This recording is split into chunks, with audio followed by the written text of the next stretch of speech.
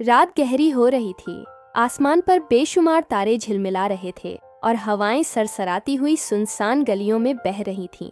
एक छोटे से गांव में, जहां हर तरफ खामोशी का राज था, एक मिट्टी के घर से हल्की हल्की रोशनी छनकर बाहर आ रही थी। अंदर एक चारपाई पर दो छोटे बच्चे, जोया और अली, अपनी माँ की गोद में दुबके बैठे कहानी सुन रहे थे। अम्मी, क्या वाकई परियों का देश होता है? जोया ने मासूमियत से पूछा। माँ मुस्कुरा कर बोली, हाँ बेटा, लेकिन वहाँ सिर्फ वही जा सकते हैं जिनके दिल सच्चे और नेक हो। तो क्या मैं जा सकूंगा? अम्मी, अली ने उत्सुक होकर कहा। माँ ने उसके बालों में हाथ फेरा। हाँ, अगर तुम हमेशा अच्छे और सब्र वाले बने रहोगे। जोया ने खामोशी से उन दोनों को देखा। वह हमेशा अली से अलग थी। अली कम में भी खुश रहने वाला संतुष्ट स्वभाव का लड़का था, जबकि जोया उसे हमेशा वही चाहिए होती जो अली के पास हो, चाहे उसे उसकी जरूरत हो या ना हो। अली और जोया का बचपन प्यार में बीता। उनके माँ बाप उनकी हर ख्वाहिश पूरी करते, लेकिन जोया को हमेशा यही लगता कि जो अली के पास है वह उसके पास भी होना चाहिए। अगर अली को नया बैग मिलता तो जोया जिद पकड़ लेती कि उसे भी वही चाहिए। अगर अली के पास कोई खास खिलौना होता तो जोया उसे छीन लेती। अली कभी नाराज ना होता। वह हमेशा हंसते हुए अपनी चीज जोया को दे देता। ले जोया, मुझे इसकी जरूरत नहीं। माँ बाप भी मुस्कुराते और समझते कि भाई बहन का प्यार ऐसा ही होता है, लेकिन शायद वे नहीं जानते थे कि जोया की जिद वक्त के साथ साथ खुदगर्जी में बदल रही थी। जिंदगी आसान थी जब तक कि वह मनहूस रात नहीं आई। उनके माता पिता को करीबी शहर किसी रिश्तेदार की शादी में जाना था और अली और जोया को घर पर छोड़ दिया गया। जोया उस रात बहुत खुश थी। उसे आज़ादी महसूस हो रही थी। अली आराम से बैठा किताब पढ़ रहा था जब अचानक दरवाजे पर दस्तक हुई। गांव के एक बुजुर्ग अंदर आए। उनके चेहरे पर अफसोस के निशान थे। बेटा, तुम्हारे माँ बाप का एक्सीडेंट हो गया है। यह शब्द बिजली की तरह गिरे। अली का जिस्म साख हो गया और जोया की आंखें हैरानी से फैल गईं। यह झूठ है। अली की आवाज कांप रही थी, लेकिन यह हकीकत थी। उनके माँ बाप जा चुके थे, हमेशा के लिए। वह घर जो कभी हंसी से गूंजता था, अब एक सुनसान कले की तरह लग रहा था। अली रात भर जागता रहा और जब सुबह हुई तो उसने एक फैसला कर लिया। जोया, फिक्र मत करो, मैं सब संभाल लूंगा। अली ने बहन के सिर पर हाथ रखा। जोया ने कुछ नहीं कहा, बस खाली निगाहों से अली को देखती रही। अगले दिन अली ने अपनी पढ़ाई छोड़ दी और काम की तलाश में निकल पड़ा।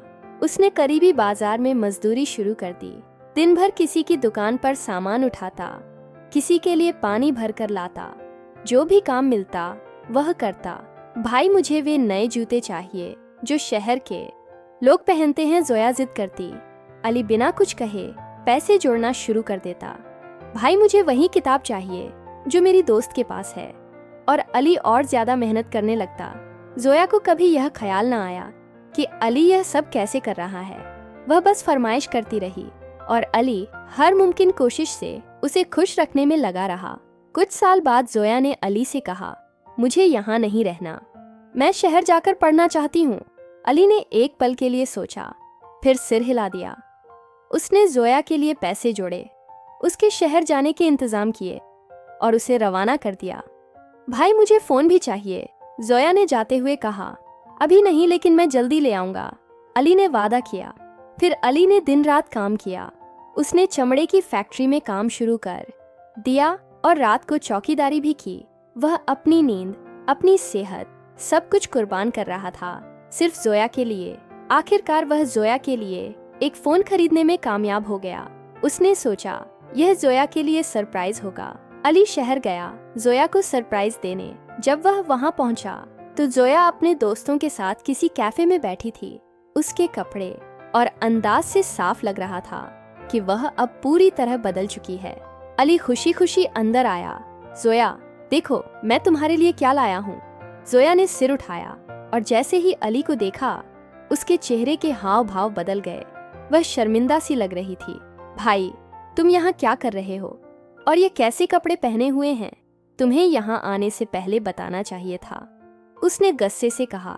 अली के चेहरे की मुस्कान मध्यम हो गई। जोया, मैं तुम्हें सरप्राइज देने आया था। देखो, मैं तुम्हारे लिए मोबाइल लाया हूँ। जोया ने जल्दी से फोन लिया, लेकिन जैसे ही उसने उसे खोला, उसका रंग उड़ गया। यह क्या है? यह घटिया फोन। क्या तुम मेरे लिए यही ला सकते थे? तुम्हें शर्म नहीं आई? मेरे दोस्तों के सामने मेरी इज्जत का जनाजा निकाल दिया। यह कहकर जोया ने फोन जमीन पर दे मारा। अली नीचे झुका टूटी हुई स्क्रीन को देखा और खामोशी से फोन उठाकर अपनी जेब में डाल लिया। उसकी आंखों में आंसू थे, लेकिन वह कुछ नहीं बोला, बस खामोशी से पलटा और वापस गांव जाने के लिए चल पड़ा। जोया के दिल में अब अमीरी की ख्वाहिश और बढ़ चुकी थी। शहर में उसकी दोस्ती अहमद नाम के एक लड़के से हो गई थी।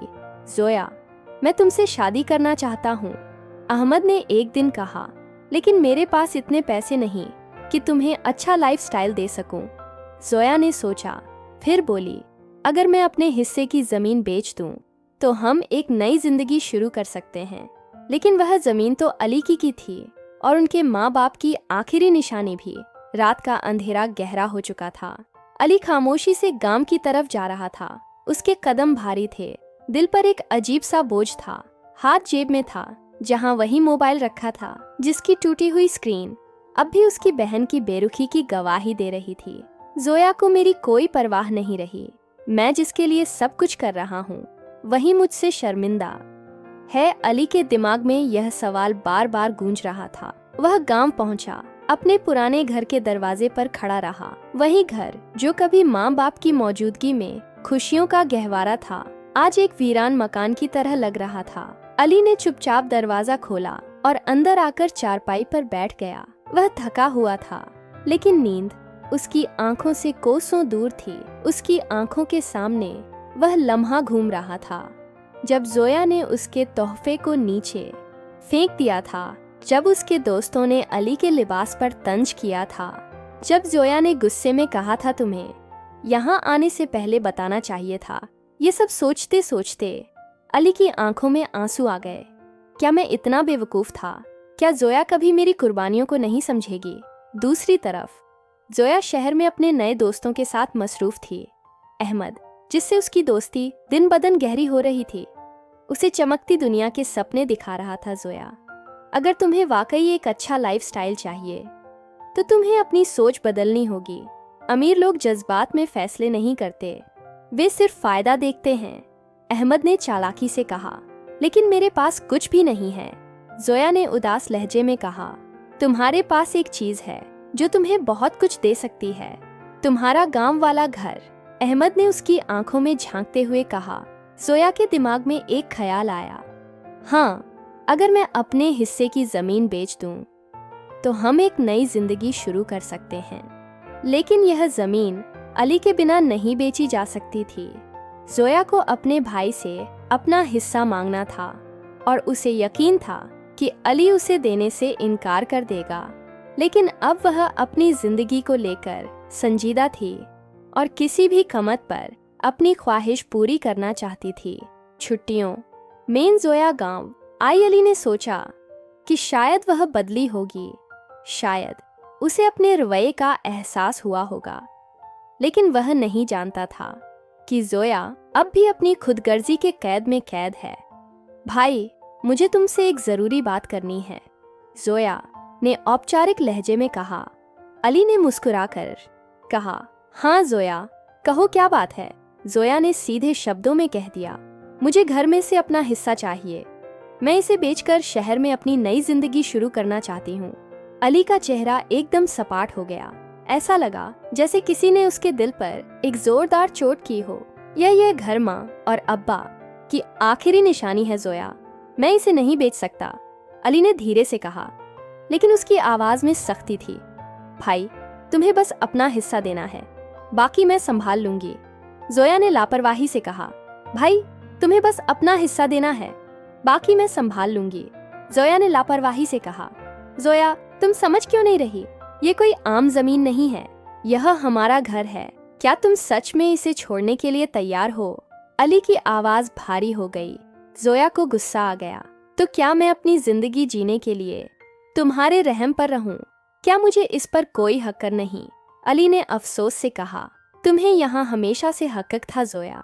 ये तुम्हारा भी घर है, लेकिन तुम इसे बस एक चीज की तरह देख रहो, एक सौदा, एक मौका। जोया ने दांत भींच हुए कहा, ठीक है, अगर तुम मुझे मेरा नहीं दोगे तो मैं खुद ही इसका इंतजाम कर लूंगी। यह कहकर वह दरवाजा जोर से बंद करके चली गई। अली एक पल के लिए स्तब्ध बैठा रहा। फिर उसने आसमान की ओर देखा जहां सितारे खामोशी से चमक रहे थे। क्या माँ और अब्बा ने यही सपना देखा था? हमारे लिए जोया शहर वापस गई और अहमद को सब कुछ बताया। मैंने कहा था ना कि तुम्हारा भाई नहीं मानेगा, लेकिन फिक्र मत करो, इसका भी हल है। अहमद ने मुस्कुराकर कहा, क्या मतलब? जोया ने हैरानी से पूछा। अहमद ने जोया के हाथों को अपने हाथ में लेते हुए कहा, जोया, अगर अली रास्ते से हट जाए तो सब कुछ तुम्हारा हो सकता है। जोया का दिल जोर जोर से धड़कने लगा। तुम कहना क्या चाहते हो? फैसला तुम्हें करना है जोया, या तो अपना भाई या अपनी नई जिंदगी। अहमद ने गंभीरता से कहा। जोया की आंखें फटी की फटी रह गईं। वह उठकर जाने लगी, लेकिन अहमद ने एक आखिरी वार किया, अगर तुम्हारे अंदर उसके लिए हमदर्दी है तो फिर मुझसे कोई उम्मीद मत रखना। मैं किसी भावनात्मक लड़की के साथ अपनी जिंदगी बर्बाद नहीं कर सकता। जोया का दिमाग उलझ गया। क्या वह अपनी जिंदगी बर्बाद करे या अली को रास्ते से हटाकर अपनी इच्छा पूरी करें? उसके मन में एक भयानक विचार आने लगा। जोया फिर से गांव गई, लेकिन इस बार उसकी नीयत बदल चुकी थी। रात का सन्नाटा गहरा होता जा रहा था। गांव में हवा के हल्के झोंके पेड़ों की शाखाओं से टकराकर एक डरावनी सरसराहट पैदा कर रहे थे। अली अपने कमरे में बैठा जोया की वापसी पर खुश था। उसे लग रहा था कि उसकी बहन बदल गई है, कि वह फिर से वही जोया बन गई है जो बचपन में उसकी सबसे अच्छी दोस्त हुआ करती थी। लेकिन अली को क्या पता था कि जिसे वह अपनी दुनिया समझता था, वही आज उसकी दुनिया अंधेरी करने जा रही थी। जोया अली के कमरे में दाखिल हुई। उसके हाथ पसीने से भीगे हुए थे। दिल जोर जोर से धड़क रहा था। आस्तीन में छुपाया हुआ चाकू उसके हाथों में ठंडक भर रहा था, लेकिन उसके दिल में तूफान मचा हुआ था। क्या मैं सच में ऐसा कर सकती हूँ? उसके दिमाग में सवाल उठा, लेकिन तुरंत अहमद का चेहरा सामने आ गया। या तो मैं या तुम्हारा भाई। अहमद की आवाज उसके कानों में गूंजने लगी। जोया ने गहरी सांस ली और जबरदस्ती अपने चेहरे पर नरमी लाने की कोशिश की। भाई, उसने धीरे से कहा। अली ने मुस्कुराकर देखा। हाँ जोया, मैं तुमसे माफी मांगने आई हूँ। मैंने जो किया वह बहुत गलत था। मुझे कभी एहसास नहीं हुआ कि तुमने मेरे लिए कितनी कुर्बानियां दी हैं। जोया ने नम आंखों से कहा, जबकि अंदर ही अंदर वह एक भयानक फैसला कर चुकी थी। अली की आंखें खुशी से चमक उठीं। उसने आगे बढ़कर जोया को गले लगा लिया। मुझे पता था कि मेरी बहन कभी गलत नहीं हो सकती। अली ने भावुक होकर कहा कि हाथ कांप रहे थे। उसकी पकड़ चाकू पर मजबूत हो चुकी थी।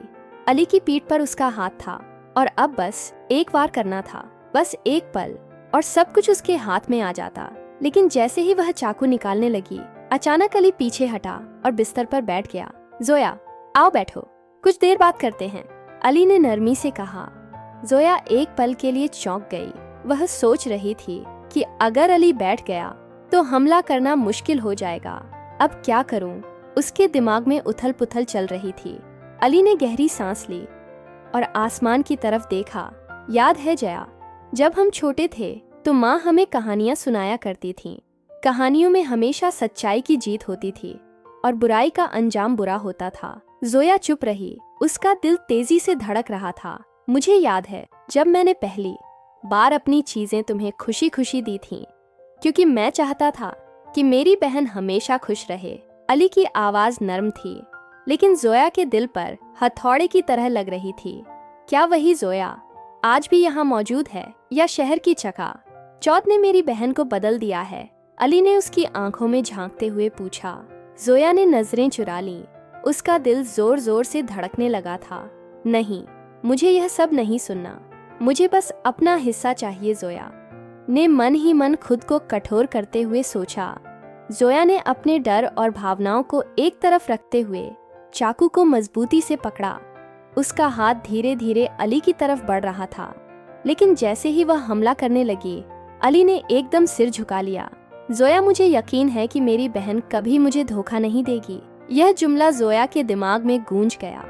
उसका हाथ बीच में रुक गया, शरीर कांपने लगा। मैं अपने ही भाई को मारने जा रही हूँ, जो मेरे लिए सब कुछ करता रहा। जोया की आंखों में एक पल के लिए बेबसी उभरी, लेकिन तुरंत अहमद का चेहरा दिमाग में आ गया। नहीं, मुझे यह करना होगा। एक पल की हिचकिचाहट के बाद जोया ने पूरी ताकत से चाकू अली के शरीर में घूंप दिया। अली की आंखें हैरानी से फैल गईं। उसने जोया की तरफ देखा, जैसे कुछ समझने की कोशिश कर रहा हो। जोया की सांस रुक गई। अली का चेहरा तकलीफ और दुख की तीव्रता में बदल गया था। उसके होंठ हल्के हिल रहे थे, लेकिन शब्द नहीं निकल रहे थे। अली ने धीरे धीरे अपने पेट पर हाथ रखा, जहां से खून बह रहा था। उसके कपड़े खून में रंग चुके थे और वह लड़खड़ा कर जमीन पर गिर गया। जोया, तुमने यह क्यों किया? अली की आवाज कमजोर हो चुकी थी, लेकिन आंखों में सिर्फ एक सवाल था। जोया ने हाथ पीछे खींच लिया। उसका पूरा शरीर कांप रहा था। उसके हाथ पर अली का खून लगा था और अचानक उसे लगा जैसे जमीन हिलने लगी हो। मैंने यह क्या कर दिया? उसके दिमाग में एक जोरदार झटका लगा। अली की सांसें धीमी होती जा रही थीं। वह जमीन पर पड़ा अपनी बहन को देख रहा था, लेकिन अब उसकी आंखों में हैरानी कम और अफसोस ज्यादा था। जोया, मैंने तुमसे हमेशा प्यार किया, तुम्हारी हर ख्वाहिश पूरी की, और बदले में तुमने अली की आवाज टूटने लगी। जोया पीछे हट गई। नहीं, मैंने कुछ गलत नहीं किया। मुझे यह करना था। मुझे अपनी जिंदगी संवारनी थी। वह खुद को यकीन दिलाने की कोशिश कर रही थी, लेकिन उसका ज़मीर चिल्ला चिल्ला कर कह रहा था कि उसने सब कुछ बर्बाद कर दिया। अली ने एक आखिरी सांस ली और उसकी आंखें बंद हो गईं। जोया ने अपनी ही दुनिया को अपने हाथों से खत्म कर दिया था। अली की आंखों की रोशनी बुझ चुकी थी। उसका बेजान शरीर मिट्टी की ठंडी जमीन पर पड़ा था और उसके चारों तरफ खून फैल रहा था, वही खून जिससे जोया के हाथ रंगे हुए थे। कमरे में एक गहरी खामोशी छाई हुई थी। सिर्फ जोया की तेज सांसें सुनाई दे रही थीं। वह पीछे हटी, दीवार से जा टकराई। ये मैंने क्या कर दिया? उसके हाथ कांप रहे थे। दिल धड़कने की बजाय धक धक करके फटने को था। जोया ने अली की तरफ देखा। उसकी आंखें अभी भी थोड़ी सी खुली हुई थीं, जैसे उसके दिमाग में आखिरी सवाल जमा हुआ हो। जोया, तुमने ऐसा क्यों किया? लेकिन अब अली कभी कोई सवाल नहीं करेगा। जोया का दिमाग धमाकों की तरह चल रहा था। मुझे जल्दी यहाँ से निकलना होगा। उसने कपड़ों वाली पेटी घसीट और अली की लाश को उसमें डालने की कोशिश करने लगी, लेकिन अली का शरीर भारी था। जोया के हाथ कांप रहे थे, पसीना उसके माथे से बह रहा था। दिल चाह रहा था कि चीख चीख कर सब कुछ मान ले, सब कुछ छोड़ दे, लेकिन अहमद का चेहरा उसके दिमाग में आया। या तो मैं या तुम्हारा भाई। जोया ने अपने आंसू पोंछे और अली की लाश को किसी तरह धकेल कर पेटी में डाल दिया। मुझे अहमद के पास जाना है, अब सब कुछ मेरा है। जब जोया शहर पहुंची तो अहमद पहले से ही कैफे में उसका इंतजार कर रहा था। जैसे ही वह अंदर आई, अहमद के चेहरे पर चमक आ गई। जोया, तुमने कर दिखाया, वह खुशी से बोला। जोया के चेहरे पर जबरदस्ती की मुस्कान थी, लेकिन दिल में अजीब सा बोझ था। हाँ, सब खत्म हो गया, अब वह नहीं रहा। अहमद ने खुशी से जोया के हाथ पकड़े। अब हम एक नई जिंदगी शुरू करेंगे, लेकिन उससे पहले एक छोटा सा काम बाकी है। जोया ने हैरानी से पूछा। कौन सा काम जोया? मुझे सब कुछ अपने नाम करवाना होगा। वह घर, वह जमीन, वह सब जो अब तुम्हारे पास है, अहमद ने नरमी से कहा। जोया चौंक गई। मगर वह सब तुम्हारे नाम क्यों करूं? अहमद ने प्यार भरे अंदाज में कहा। देखो जोया, मैं तो तुमसे शादी करने जा रहा हूँ। हमें मिलकर नई जिंदगी शुरू करनी है। मुझे सब कुछ संभालना होगा ताकि हम अच्छा भविष्य बना सके, और वैसे भी आगे चलकर यह सब मेरा ही तो होना है। जोया थोड़ी हिचकिचान अहमद ने उसका हाथ दबाकर कहा। अगर तुम मुझ पर भरोसा करती हो तो यह सब मेरे नाम कर दो। मैं वादा करता हूँ हम बहुत खुश रहेंगे। जोया ने थोड़ा सोचा, लेकिन अहमद की बातें उसे सही लगीं। उसने सब कुछ अहमद के नाम कर दिया। अब तो हम शादी कर सकते हैं ना, अहमद जोया ने मुस्कुराते हुए कहा। अहमद जोर से हंसने लगा। जोया, तुम कितनी बेवकूफ हो। जोया का दिल तेज धड़कने लगा। क्या मतलब? अहमद ने कुर्सी पर टेक लगाकर कहा। तुम्हें लगता है कि मैं तुमसे शादी करूंगा, एक ऐसी लड़की से जो अपने सगे भाई को मार सकती है, जो अपने खून का सौदा कर सकती है। जोया को लगा जैसे किसी ने जमीन खींच ली हो। अहमद, तुम मजाक कर रहे हो ना? तुमने तो कहा था कि तुम मुझसे प्यार करते हो। जोया ने बेचैनी से कहा। प्यार? हाँ हाँ हाँ, मैंने तो तुम्हें सिर्फ अपने फायदे के लिए इस्तेमाल किया और तुमने बड़ी आसानी से खुद को मेरे हवाले कर दिया। अहमद ने तंज कसते हुए कहा।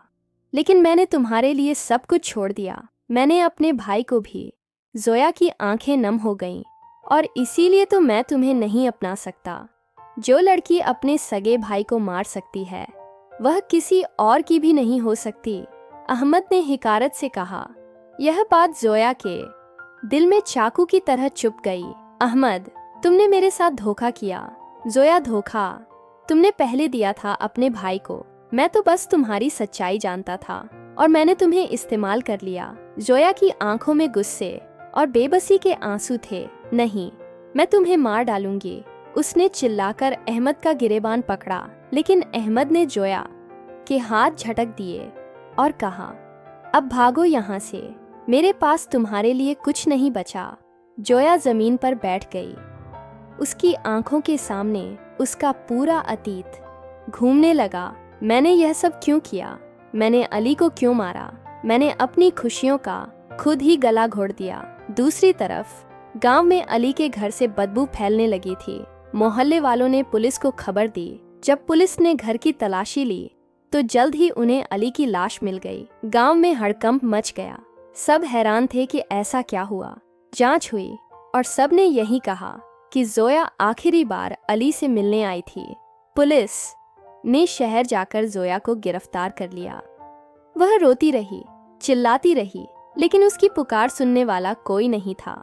अदालत में जब मुकदमा चला तो जोया की सच्चाई सबके सामने आ गई। जोया ने अपने सगे भाई को लालच में आकर मार दिया और फिर धोखा खाकर सब कुछ गंवा दिया।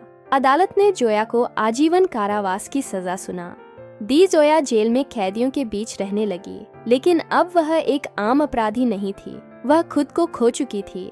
हर रात वह चीखती, खुद से बातें करती। उसे हर जगह अली का चेहरा नजर आता। भाई भाई, मुझे माफ कर दो, मुझे छोड़ दो, प्लीज वापस आ जाओ। कैदी भी उसे पागल कहने लगे। कुछ समय बाद जोया की हालत बिगड़ गई और उसे पागल खाने भेज दिया गया। अब वह वहाँ दिन रात खुद से बातें करती, अली को बुलाती, लेकिन कोई जवाब नहीं आता। जोया का ना कोई घर था, ना इज्जत, ना कोई अपना। वह सारी जिंदगी एक ऐसे अंधेरे में बिताने वाली थी जहाँ रोशनी की कोई किरण नहीं थी। क्या दौलत इतनी जरूरी थी? क्या मैंने वाकई सब कुछ बर्बाद कर दिया? लेकिन अब उसके सवालों का जवाब देने वाला कोई नहीं था। पागल खाने की वह खामोश दीवारें, जहां हर दिन किसी ना किसी की चीख गूंज थी, आज एक नई कहानी सुन रही थी। जोया एक कोने में बैठी दीवार को घूर रही थी। उसकी आंखें लाल हो चुकी थीं, बाल बिखरे हुए थे और हाथों की रगें बाहर को निकली हुई थीं। उसके होंठ हिल रहे थे जैसे वह किसी से बात कर रही हो, लेकिन उसके आसपास कोई नहीं था। भाई, मुझे माफ कर दो, मैंने गलती कर दी, प्लीज वापस आ जाओ। पहले पहले जोया सिर्फ खुद से बातें करती थी, लेकिन अब वह एक नए अजाब में फंस चुकी थी। वो अली को देखने लगी थी। हर रात जब पागल खाने की लाइट्स बंद हो जाती तो जोया को लगता कि अली उसके सामने बैठा है। वह हमेशा की तरह मुस्कुरा रहा होता, लेकिन उसकी आंखों में एक अजीब सा दुख होता। जोया, क्या तुम खुश हो? अली के होंठ हिलते, लेकिन उसकी आवाज नहीं आती। नहीं अली, मैंने बहुत बड़ी गलती कर दी, जोया चीख कर कहती। लेकिन अली की तस्वीर धुंधली हो जाती। हर रात वो यही सपना देखती। हर रात वह अली से माफी मांगने की कोशिश करती, लेकिन कोई जवाब नहीं मिलता। पागल खाने में जोया के दिन एक जैसे थे। अधूरी नींद, अजीबो गरीब ख्यालात और खुद से सवाल। वह कभी किसी दीवार को घूरती, कभी जमीन पर पड़े किसी कागज को देखकर उससे बातें करने लगती। अली, मैंने तुम्हें क्यों मारा? अहमद ने तो मुझे धोखा दिया, मैंने सब कुछ खो दिया। एक दिन एक नर्स उसके पास आई और उसे पूछा, जोया तुम्हारा कोई रिश्तेदार है जिसे हम बुला सकें? जोया कुछ देर चुप रही, फिर धीरे से बोली, हाँ, अली था, लेकिन मैंने उसे मार दिया, अब मेरा कोई नहीं है। नर्स ने अफसोस भरी नजरों से जोया को देखा और वहां से चली गई। यह हकीकत थी जोया का। अब कोई नहीं था, ना कोई अजीज, ना कोई दोस्त, ना कोई अपना। जोया को अहमद की बातें भी याद आती थीं। तुम्हें लगा मैं तुमसे शादी करूंगा जो अपने सगे को मार सकती है, वह मेरे किस काम की? वह शब्द जोया के दिमाग में एक हथौड़े की तरह बजते थे। मैं कितनी बेवकूफ थी, मैंने अली को छोड़कर एक धोखेबाज पर यकीन कर लिया। जोया ने अपने हाथों को जोर से पकड़ा। यह हाथ, इन हाथों ने अली को मारा था। उसने झट से अपने हाथ झाड़े, जैसे अली का खून अब भी उन पर लगा हो। लेकिन वह जानती थी कि इस गुनाह का दागा कभी नहीं मिट सकता। कई महीने गुजर गए, लेकिन जोया की हालत बेहतर नहीं हुई। वह दिन बदन कमजोर होती जा रही थी। एक दिन उसने अपने कमरे की खिड़की से बाहर झांका। बारिश हो रही थी। हर बूंद जमीन से टकराकर एक आवाज पैदा कर रही थी, जैसे कुदरत खुद रो रही हो।